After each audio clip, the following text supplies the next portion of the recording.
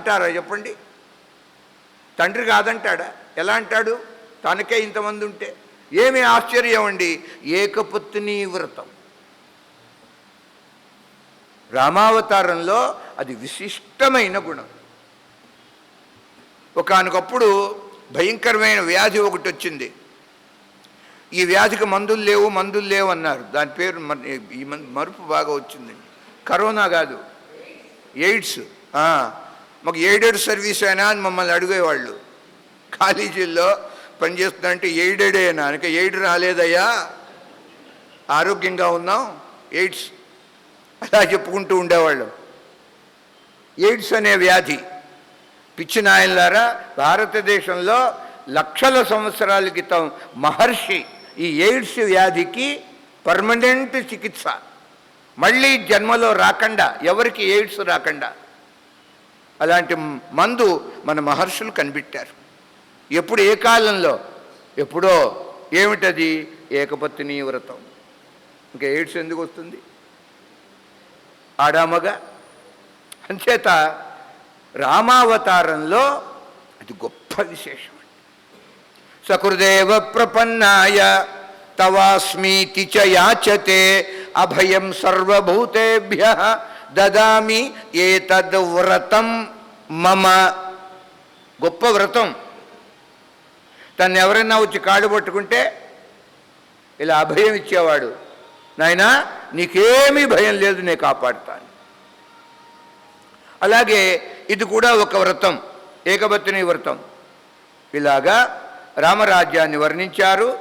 ఒక రోజున ఏకదా క్రీడ విపినే సర్వభోగ సమన్వితే ఏకాంతే దివ్యభవనే సుఖాసీనం రఘూత్తమం. ఒక రోజున చాలా ప్రశాంతంగా ఆనందంగా కూర్చుని ఉన్నాడు ఏకాంతంలో రామచంద్రమూర్తి. అమ్మవారు ప్రక్కనే ఉన్నది సీతాదేవి. పాదాలు పట్టుకుని పాదాలు ఒత్తుతున్నదిట, సేవ చేస్తోంది.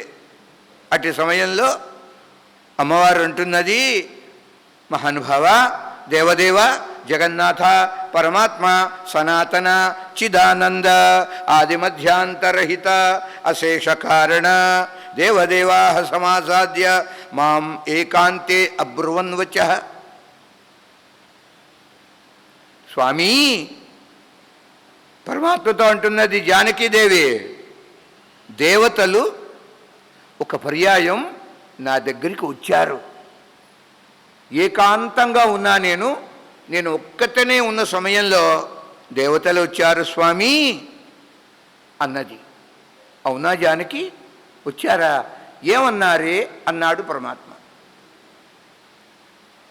అమ్మవారు అంటున్నది, ఎంతకాలం అమ్మ మీ ఇద్దరు ఈ భూలోకంలో ఉంటారు? 11,000 సంవత్సరాలు కదా పరమాత్మ వయసు. ఇంతకాలము మీరు లేకుండా వైకుంఠంలో మీరు లేరుగా, వచ్చే ఏం చేయాలి అక్కడికి? మేము మాకు చాలాగా ఏమీ తోచటం లేదు. ఈ కాలం భాషలో చెప్పాలంటే దేవతలు జానకి, మాకు మీరు లేకపోతే బోరుగా ఉంది.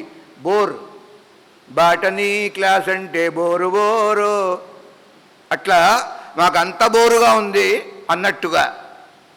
కొంచెం ఇలాంటివండి ఎవరన్నా నిద్రపోతుంటే కాస్త మేలుకుంటూ ఉంటారు, ఇలాంటి డోసేజ్. అట్లాగా దేవతలు వచ్చి సీతాదేవితో అడిగారట, మాకేం తోచటం లేదమ్మా, మీరు వెంటనే వచ్చేయండి వైకుంఠానికి ప్రార్థించారట. సనాతన వైకుంఠధామం వదిలి రామచంద్రమూర్తి భూలోకంలో కాలక్షేపం చేస్తున్నాడమ్మా, త్వరగా మీరు వచ్చేయండి అన్నారు దేవతలండి.